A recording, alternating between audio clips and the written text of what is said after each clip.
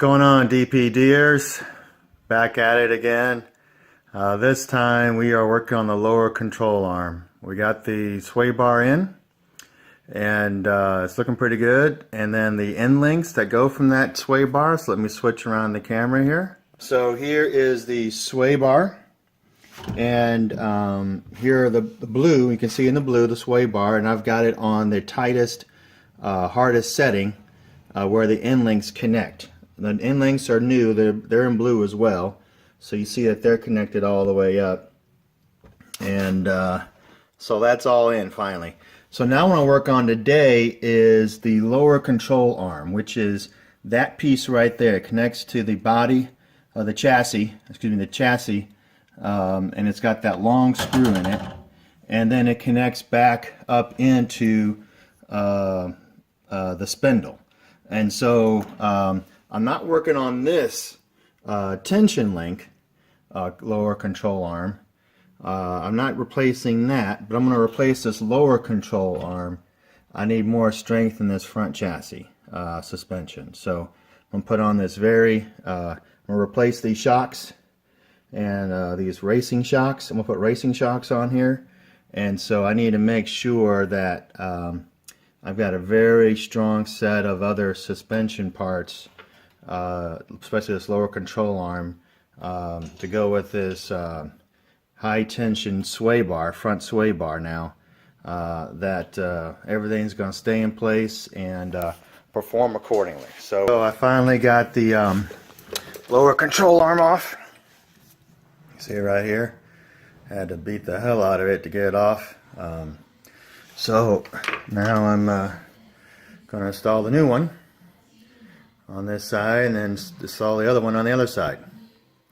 So keeping it moving. Alright everyone, so now I am I've decided to go ahead and start working on the toe link. So to try and fix the issues of bump steer. So that's what these are.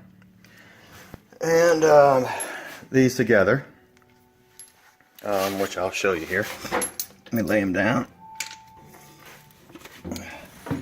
They are to be replacing the steering linkage that goes to the spindle. So as you can tell, I've taken this apart now too, and I've finished the work of installing the lower control arm as well. You can see that. And I'm going to go ahead and start working on the toe link now. So I will work on that issue and get that resolved, and then I'll jump to the other side and do the lower control arm there and the toe link for bump steer concerns over there as well. So alright everyone, so I got the tie rods on, and so here we go. It's on, and so I've got the lower control arm on now. Now I've got the tie rods on here for steering so I can control bump steer on this side of the car. And sway bar, end links. So the only thing left to do in the front part on this side of the car is the suspension.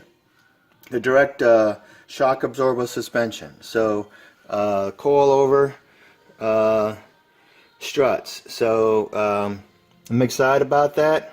You can see the red, so you can see it's the same springs that are in the back. They installed Ibach springs here in the front too to lower the car, but we're going to take all that out. So they're going to have a new shock absorber system here in the front of the car and on the rear, racing level. So things are progressing. Alright everyone, so now we've got the toe link on, so we can control our steering points. We have our lower control arm on, we have our sway bar on, and now we're going to focus on our coilover. So let me show you guys what we're working on next. We have taking off the obviously the tire is out of the way, wheels out of the way. We then took off the brake caliper, which is sitting right there, and the connecting line so that it can be moved over out the way. And then we took off the rotor. So after taking off the rotor, now we just have the spindle that we're looking at right now.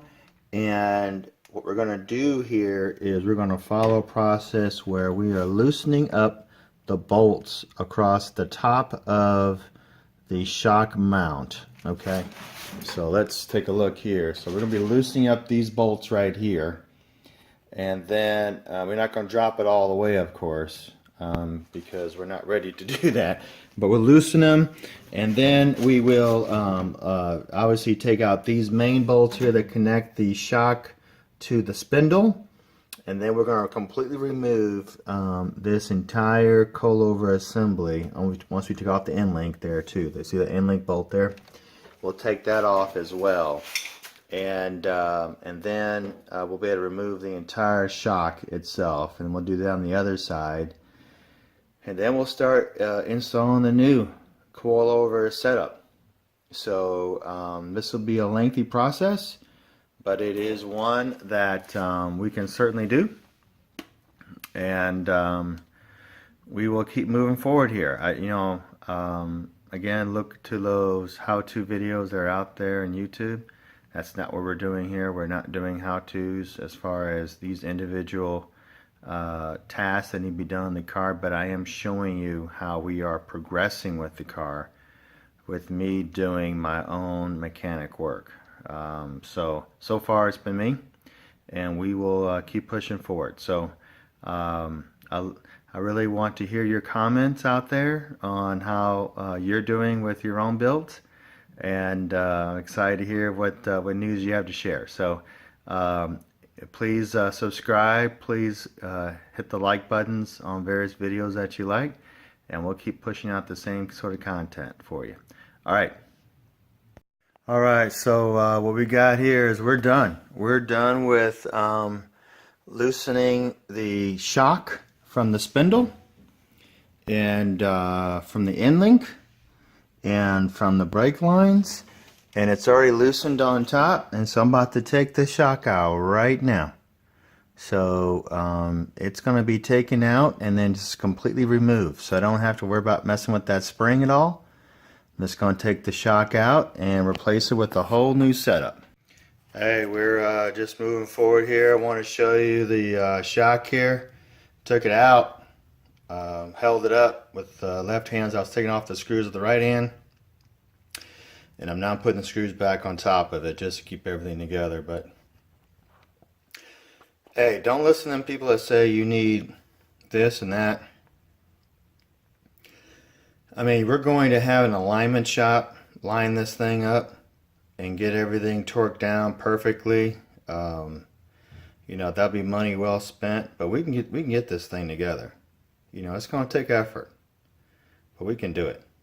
I'm on the left side of the car. I'm on the driver's side of the car, and now I'm about to remove the rotor and the brake caliper, and the lines go on the brake caliper, so I can hang it up there over there on the K member.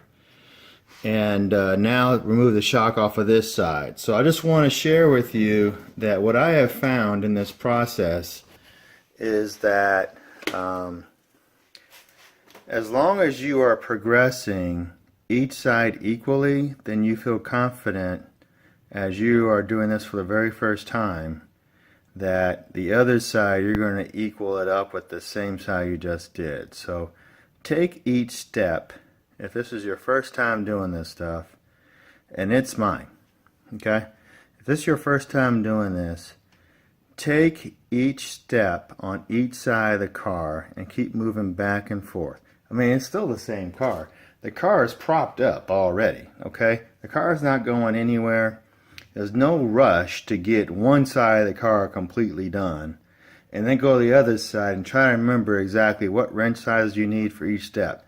Do each step on each side of the car, then you can recall, okay, I need this, I remember this nut size is a 15 millimeter, so I need, where's my 15 millimeter wrench? Right here.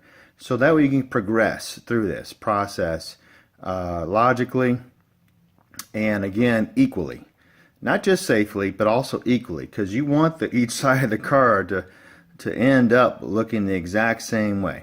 And one of the better ways to do that is to take each step on each side of the car. So as an example, I took the rotor off, I took the brake caliper off first, then I took the rotor off, then I took the brake lines off of the shock itself, so I could move the brake calipers out of the way, and then I went after the shock. Okay, so I did that on the left side, excuse me, the right side. Now I'm going to do it on the left side, the driver's side here, and then I'll be done with that.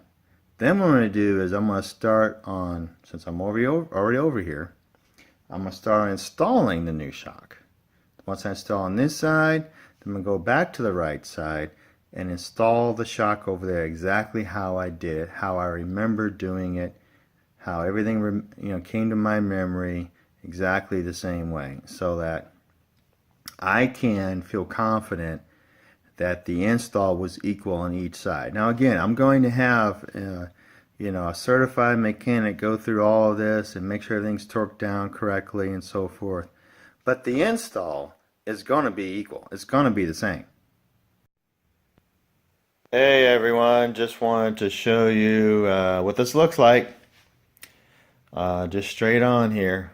All of it's taken out. The shock absorber, it's all the way out. And so we are progressing further. Alright, so shock's in.